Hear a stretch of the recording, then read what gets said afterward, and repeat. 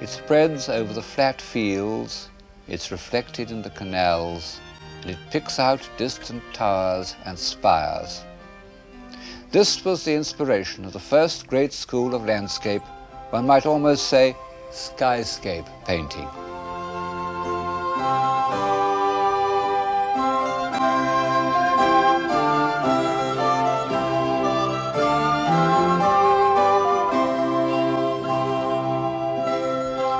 This is a painting done in the middle of the 17th century of the square in Haarlem.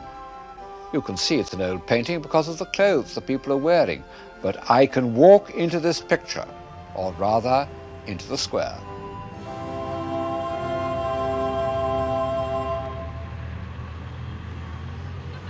Looks very much the same, doesn't it? Before the 17th century, the idea that one could walk into a picture in this way would have been almost unthinkable.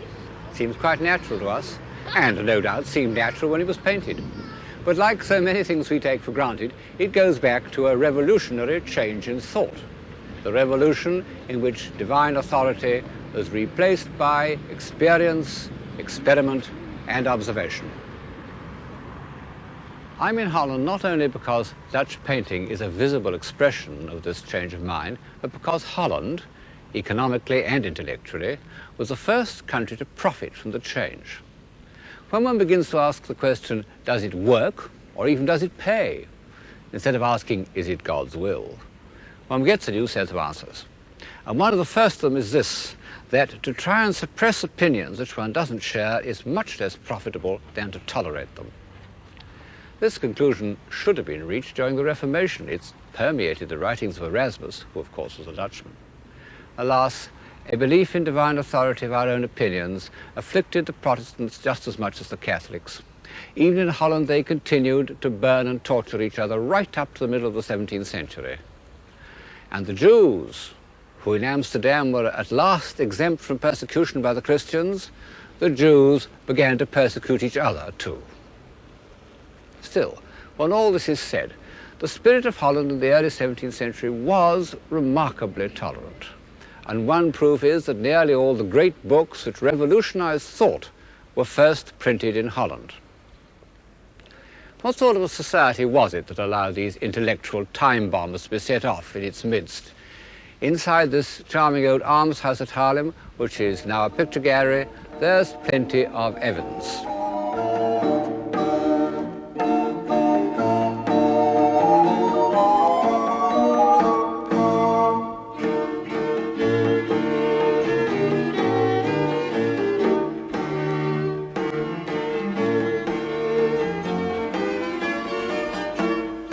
We know more about what the 17th century Dutch looked like than we do about any other society, except perhaps the first century Romans. Each individual wanted posterity to see exactly what he was like, even if he was a member of a corporate group.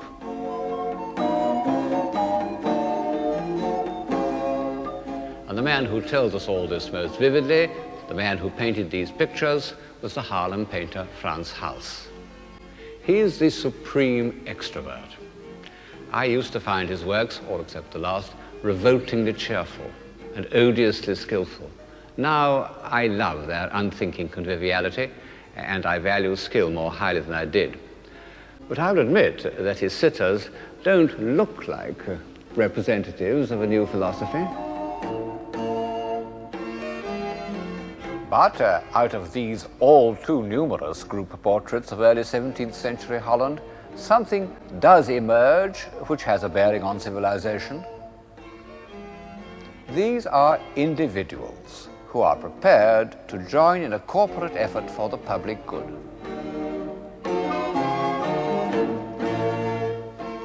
One can't imagine groups like this being painted in 17th century Italy, even in Venice.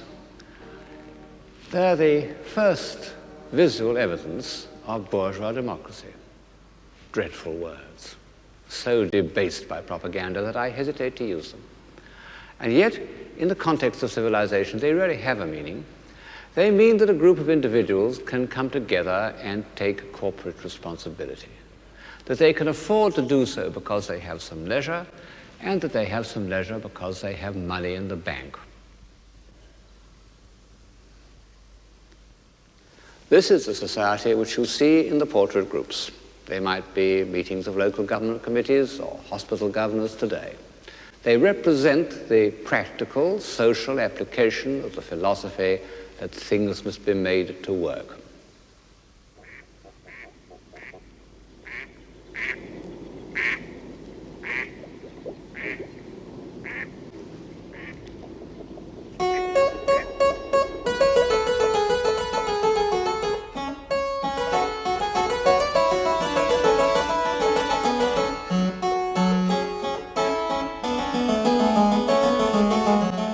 Amsterdam was the first centre of bourgeois capitalism.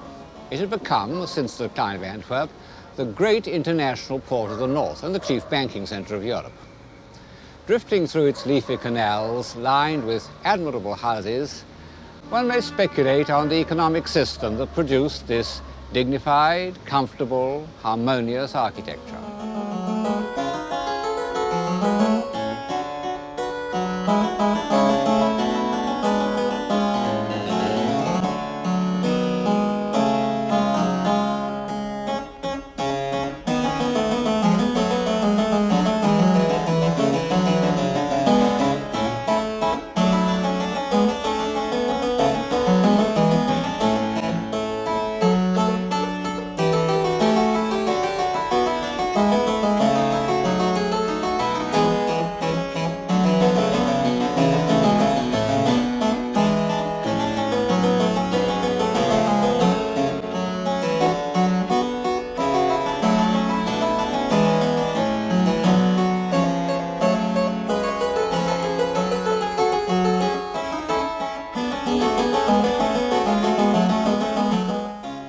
I don't say much about economics in this program, chiefly because I don't understand them, and perhaps for that reason believe that their importance has been overrated by post-Marxist historians. But, of course, there's no doubt that at a certain stage in social development, fluid capital is one of the chief causes of civilization, because it ensures three essential ingredients: leisure, movement, and independence. It also allows that slight superfluity of wealth that could be spent on nobler proportions, a better door frame, or even a more extraordinary tulip. Please allow me 2 minutes digression on the subject of tulips, because it really is rather touching that the first classic example of boom and slump in capitalist economy should have been not sugar, nor railways, nor oil, but tulips. It shows how the 17th century Dutch combined their two chief enthusiasms, scientific investigation and visual delight. The first tulip had been imported from Turkey in the 16th century, but it was a professor of botany at Leiden, the first botanic garden of the north, who discovered its attribute of unpredictable variation, which made it such an exciting gamble. By 1634, the Dutch were so bitten by the new craze that for a single bulb of one tulip, the Viceroy, one collector exchanged 1,000 pounds of cheese, 4 oxen, 8 pigs, 12 sheep, a bed, and a suit of clothes. When the bottom fell out of the tulip market in 1637, the Dutch economy was shaken.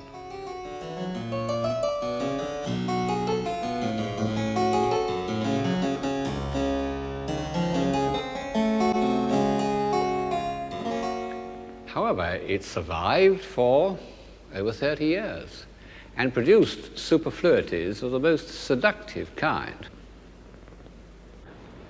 What about this little clavichord? Isn't it enchanting? Better to look at than to listen to, I'm afraid.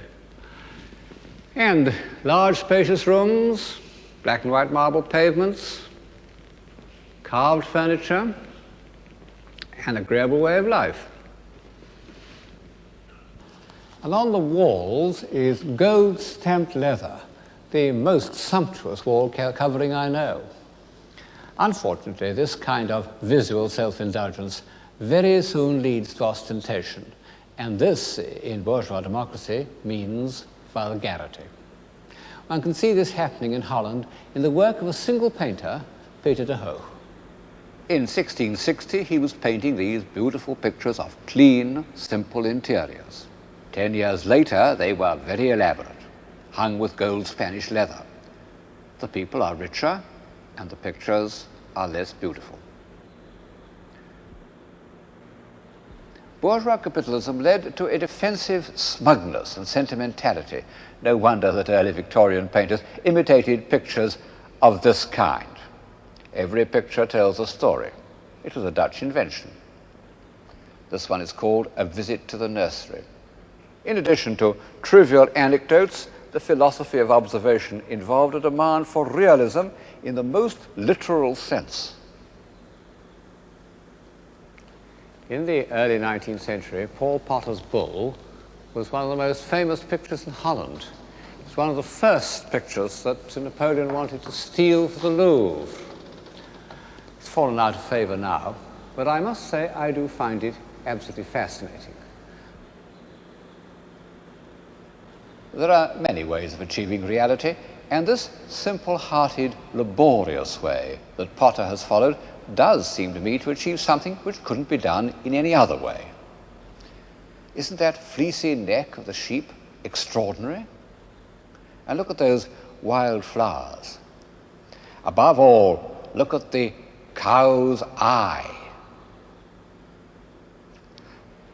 The intensity with which Potter has looked at its forehead, at its strong hair and wet nose, is obsessive, what we've come to call surrealist.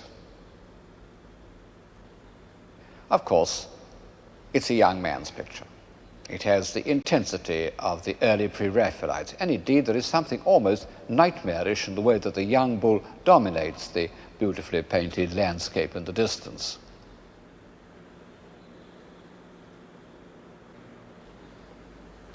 However, one must admit that bourgeois sentiment and realism can produce the most deplorable kind of art. And the determinist historian, reviewing the social conditions of 17th century Holland, would say that this was the kind of painting the Dutch were bound to get. But they also got Rembrandt. Rembrandt was a great poet of that need for truth and that appeal to experience which had begun with the Reformation, had produced the first translations of the Bible, but it had to wait almost a century for visible expression. At first, truth meant realism. Behind me is his earliest self-portrait. Yes, that is the same man that you saw just now. In this vein, he painted the picture, which is his most obvious link with the intellectual life of Holland, and his first great success in Amsterdam, the anatomy lesson. It represents a demonstration given by the leading professor of anatomy named Tulp. The men surrounding him are not, of course, students or even doctors, but members of the Surgeons' Guild, sort of board of trustees. Vesalius, the first great modern anatomist, had been a Dutchman, and Tulp liked to be called Vesalius Reborn. I fancy he was a bit of a quack. He recommended his patients to drink 50 cups of tea a day. However, he was very successful. His son became an English baronet. But it wasn't in such external and quasi-official ways that Rembrandt associated himself with the intellectual life of his time, but by his illustrations to the Bible. An example is this picture of Bathsheba, pondering the contents of David's letter. We may think that we admire it as pure painting, and in fact it is a masterly piece of design. But in the end, we return to the head, where Bathsheba's thoughts and feelings are rendered with an insight and a human sympathy which a great novelist could scarcely achieve in many pages. From the first, Rembrandt wanted to record his experience of how human beings reveal their emotions. And as his art grew deeper, he succeeded in doing so with ever greater subtlety. To my mind, one of the most moving examples is the picture known as the Jewish Bride. Nobody knows what its real title should be, but the subject that Rembrandt had in mind is evident. It is a picture of grown-up love, a marvelous amalgam of richness, tenderness, and trust. The richness expressed in the painting of the sleeves, the tenderness in the placing of the hands, the trust in the expression of the heads. Marvellous as Rembrandt's paintings are, I find more of his thoughts on human life, certainly his deepest and most intimate thoughts, in his drawings and etchings. His etchings are the fullest communication any artist has made since Dürer's engravings. And as with Dürer, Rembrandt has put as much into them as into any of his paintings. This is one of the most famous and elaborate of them, Christ healing the sick. And what a marvellous and completely original conception it is. Suffering humanity, poor people coming out of the shades like the prisoners in Fidelio, lugging their sick on wheelbarrows and biers into the light of Christ's divinity. And on the left, these prosperous people, wondering, doubting, criticizing. How extraordinary that this great Tolstoyan picture of human life was done in the time of Richelieu and the beginning of Versailles. One can't talk about Rembrandt without describing the human and, if you like, the literary element in his work. His mind was steeped in the Bible. He knew every story by heart down to the minutest detail. This is one of his favorite stories, The Prodigal Son. Just as the early translators felt that they had to learn Hebrew so that no fragment of the truth should escape them, so Rembrandt made friends with the Jews in Amsterdam and frequented their synagogues in case he could learn something that would shed more light on the early history of the Jewish people. But in the end, the evidence he used for interpreting the Bible was the life he saw around him.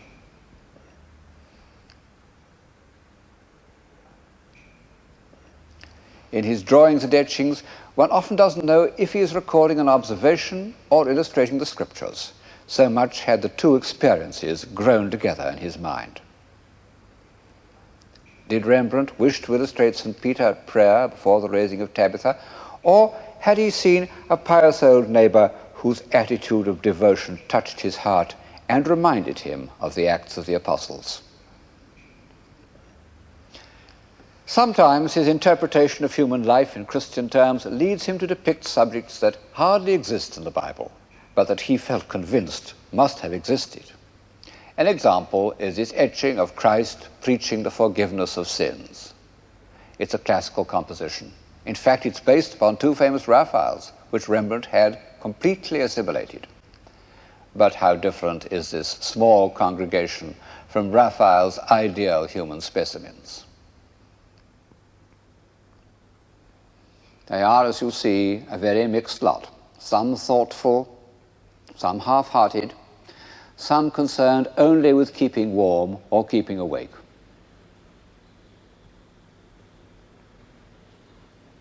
And the child in the foreground, to whom the doctrine of the remission of sins is of no interest, is concentrating upon drawing in the dust.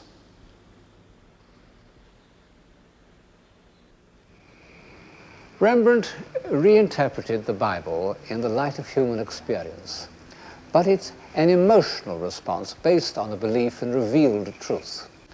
The greatest of his contemporaries were looking for a different kind of truth, a truth that could be established by intellectual, not emotional means. This could be done either by the accumulation of observed evidence or by mathematics. And of the two, mathematics seemed to offer to the men of the 17th century the more attractive solution.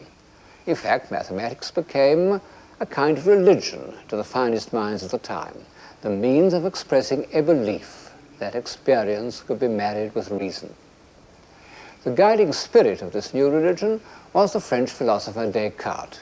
He's become a symbol of the pure intellect, but I find him a sympathetic figure. He started life as a soldier, he wrote a book on fencing, but he soon discovered that all he wanted to do was think. Very, very rare and most unpopular. Some friends came to call on him at 11 o'clock in the morning and found him in bed. They said, "What are you doing?" He replied, "Thinking." They were furious. To escape interference, he went to live in Holland. He said that the people of Amsterdam were so much occupied with making money that they would leave him alone. However, he continued to be the victim of interruptions, and so he moved about from place to place. Altogether, he moved house in Holland 24 times. In the end, he was run to earth by that tiresome woman, Queen Christina of Sweden, who carried him off to Stockholm to give her lessons in the new philosophy. She made him get out of bed early in the morning, and as a result he caught a cold and died. But earlier in Holland, at some point, he evidently lived near Haarlem, where he was painted by Frans Hals.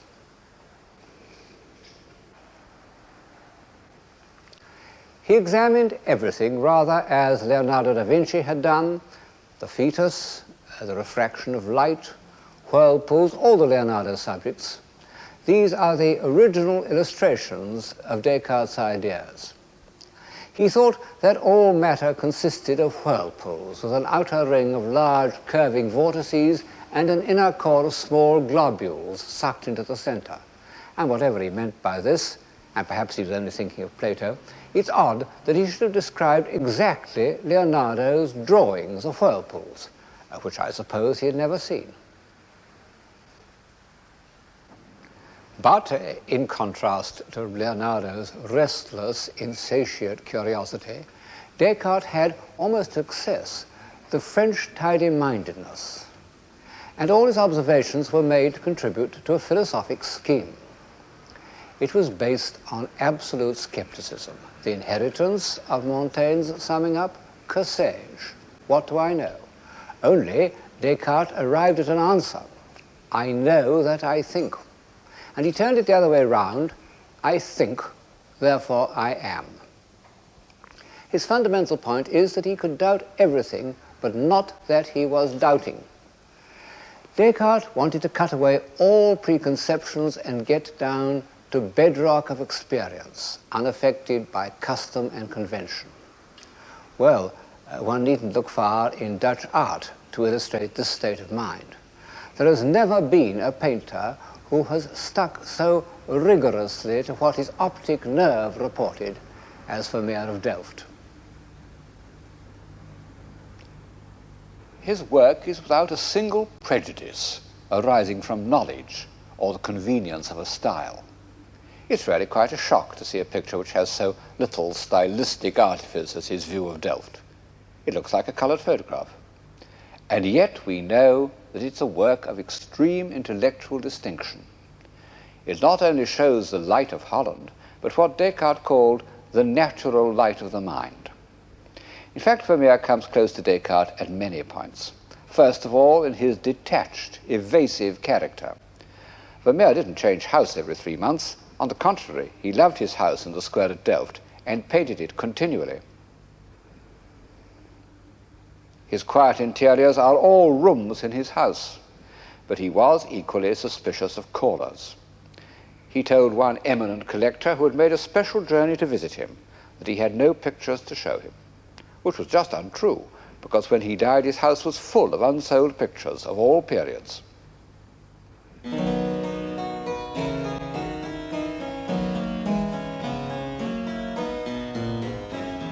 All that he wanted was tranquility in order to enjoy fine discrimination.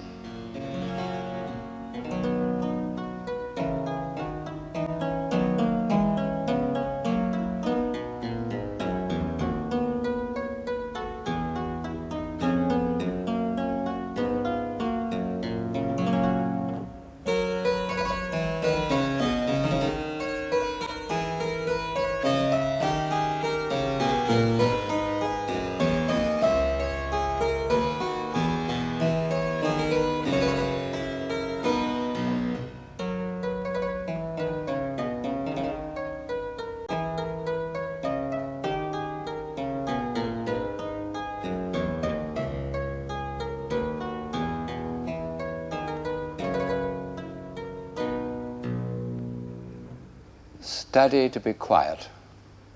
10 years before this picture was painted, Isaac Walton had inscribed these words on the title page of the Complete Angler.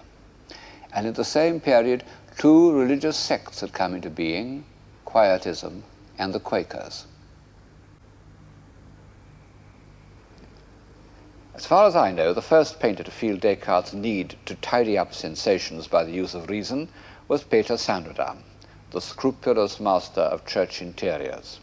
He did drawings from nature in the 1630s and often kept them for 10 or 15 years until he could give them the stillness and finality which make them ideal meeting places for the society of friends.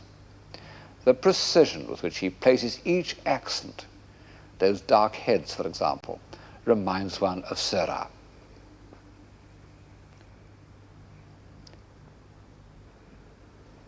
In a picture like this, the balance is tilted towards reason rather than experience. Vermeer manages to preserve an air of complete naturalism. Yet, what a masterpiece of abstract design he creates out of frames and windows and musical instruments. One is reminded of the most severely intellectual of modern painters, his compatriot Mondrian. Are Vermeer's intervals and proportions the result of calculation, or did he discover them intuitively? No good asking such questions. Vermeer had a genius for evasion.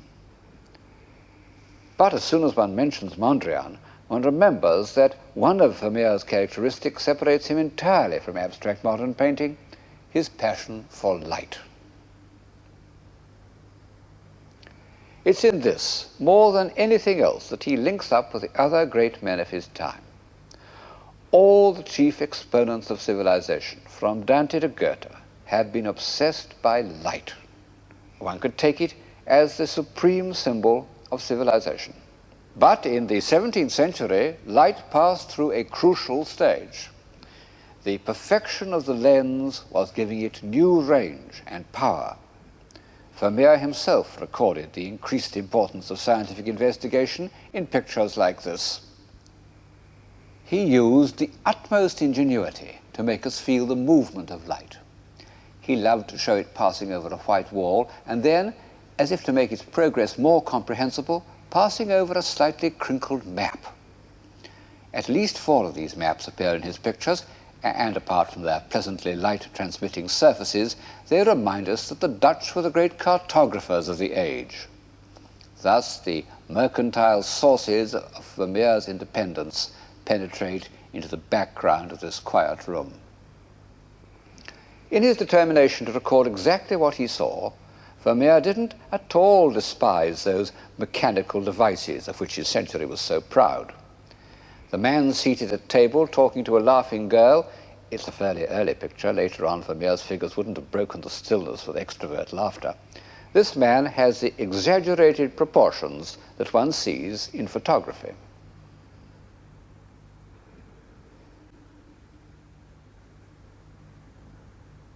I fancy that Vermeer looked through a lens into a box with a piece of ground glass squared up and painted exactly what he saw. He must have begun this scientific practice quite early. One finds it in this picture of a woman pouring milk, painted before he had perfected his peculiar stillness. The light's rendered by those little beads that one doesn't see with the naked eye, but which appear on the finder of an old-fashioned camera. And yet this scientific approach to experience ends in poetry. And I suppose that this is due to an almost mystical rapture in the perception of light. The enlightened tidiness of De Hoogh and Vermeer and the rich imaginative experience of Rembrandt reached their zenith about the year 1660. And in that year, on the night of May the 30th, Charles II of England dined in the Mauritshuis, and the next day he embarked from the Dutch beach at Scheveningen to regain his kingdom. And thus ended the isolation and austerity which had afflicted England under Cromwell for almost 15 years. And as so often happens, a new freedom of movement led to an outburst of pent-up energy. There are usually men of genius waiting for these moments of expansion, like ships waiting for a breeze. And on this occasion there was in England the brilliant group of natural philosophers who were to form the Royal Society. Christopher Wren, the young geometer who at that date was a professor of astronomy. Robert Boyle, who used always to be described as the son of the Earl of Cork and the father of chemistry. Halley, the discoverer of comets. And towering above all these remarkable scientists was Newton, one of the 3 or 4 Englishmen whose fame has transcended all national boundaries.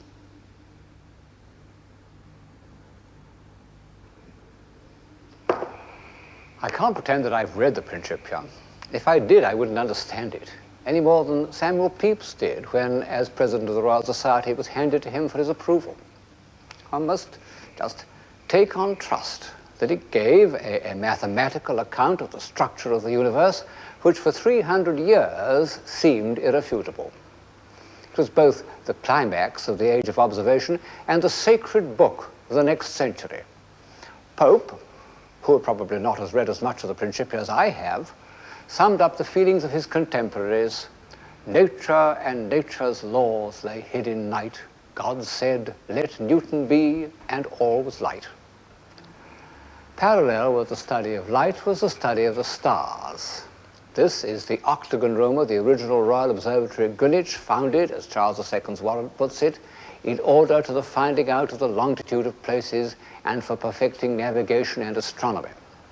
And it draws together the threads of this program: light, lenses, observation, navigation, and mathematics.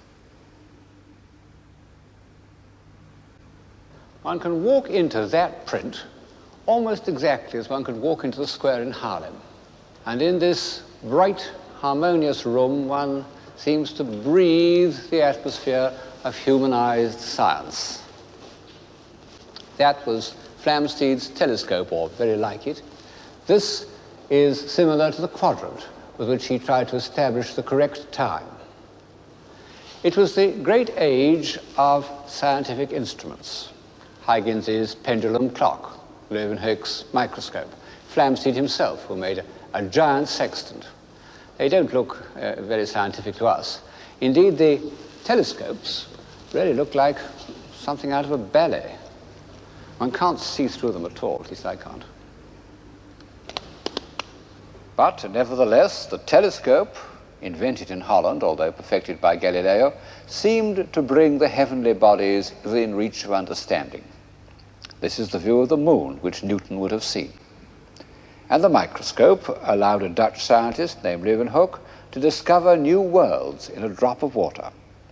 This ferocious monster is a water flea.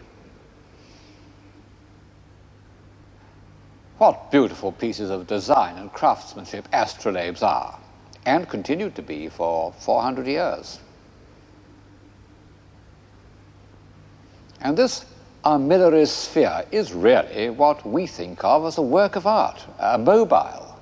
By twiddling it around, one can produce a kind of visual counterpoint. Even this equinoctial dial shows the impress of human personality, what you can call a style. And what about this diptych dial? Oh, one can't imagine a prettier bibelot, and yet it was genuinely scientific, I suppose.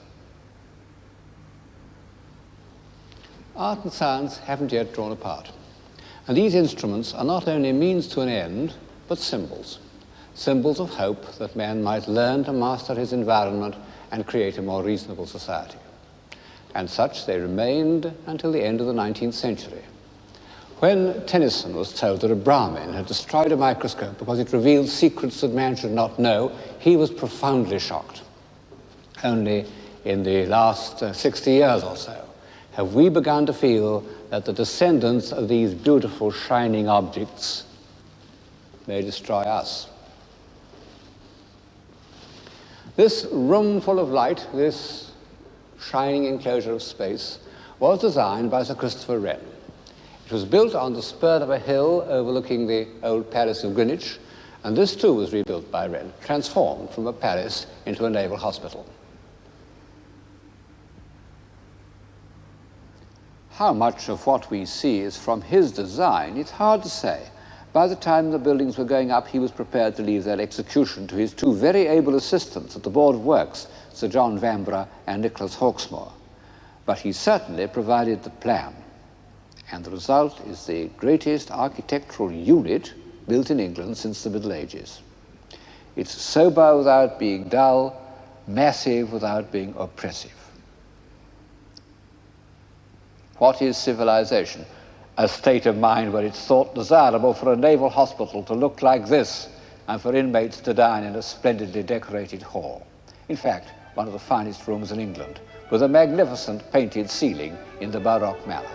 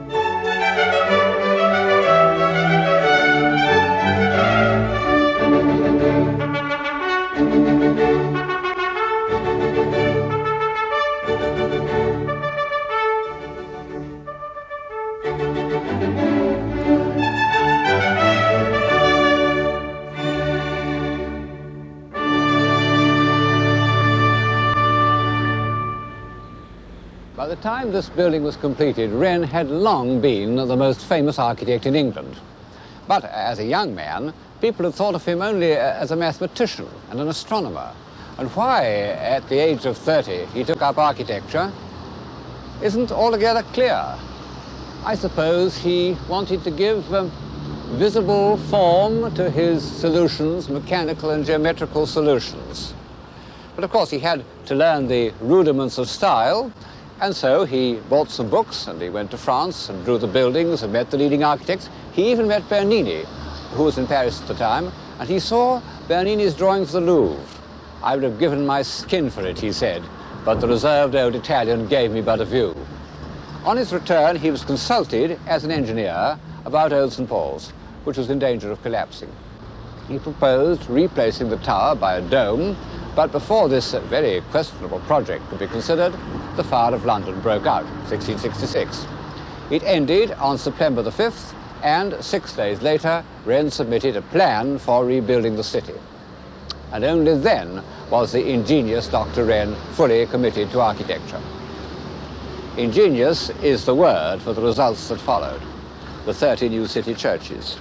Each is the solution of a different problem, and Wren's powers of invention never failed. But when he came to the crown and center of the whole scheme, the new St. Paul's, then he revealed something more than ingenuity.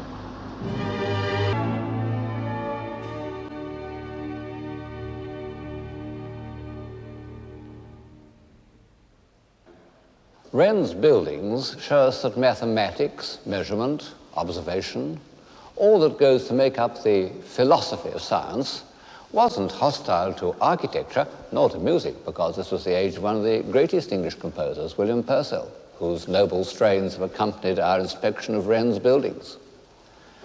But what was the effect of the scientific attitude on poetry? Well, at first, I think it was harmless, even beneficial. When Vaughan wrote, "I saw eternity the other night, like a great ring of pure and endless light, all calm as it was bright," he was giving poetic expression to the same impulse that induced Flamsteed to look through his telescope. I don't suppose that all the members of the Royal Society were completely hostile to the imagination. After all, most of them remained professing Christians. In fact, Newton spent, we would say wasted, a lot of his time on biblical studies. And they continued to use a celestial globe in which the constellations were grouped in the form of men and animals. They continued to accept the kind of personifications that one gets on the ceiling of the painted hall, on which gods and goddesses associate with Flamsteed, the astronomer royal.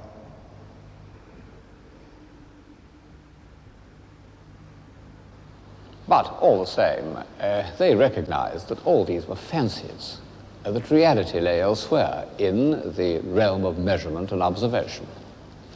A rather ridiculous character called Spratt, who wrote a history of the Royal Society, published the same year as Milton's Paradise Lost, said, "Poetry is the parent of superstition." And so began that division between scientific truth and the imagination, which was to kill poetic drama and give a slight feeling of artificiality to all poetry during the next 100 years. However, there was a compensation, the emergence of a clear, workable prose. It was a tool of the new philosophy, almost as much as Stevens's decimal system was a tool of the new mathematics. And this was particularly true of France. For about 300 years, French prose was the form in which the European intelligence shaped and communicated its thoughts about history, diplomacy, definition, criticism, human relationships, everything really, except metaphysics.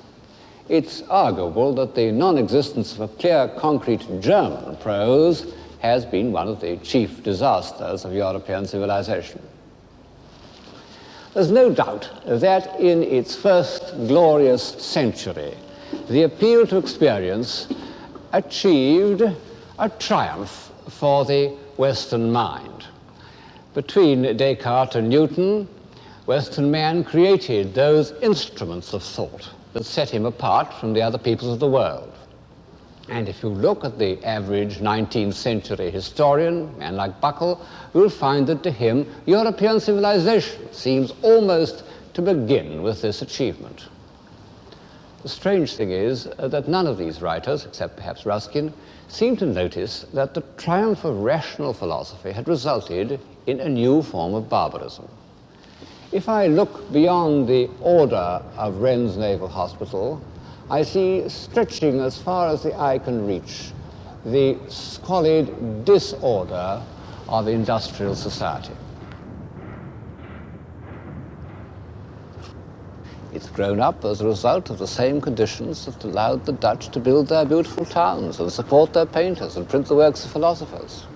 Fluid capital, a free economy, a flow of exports and imports, and its lack of interference, a belief in cause and effect. Well, every civilization seems to have its nemesis, not only because the first bright impulses become tarnished by greed and laziness, but because of unpredictables. And in this case, the unpredictable was the growth of population. The greedy became greedier, the ignorant lost touch with traditional skills, and the light of experience narrowed its beam so that a grand design like Greenwich became simply a waste of money.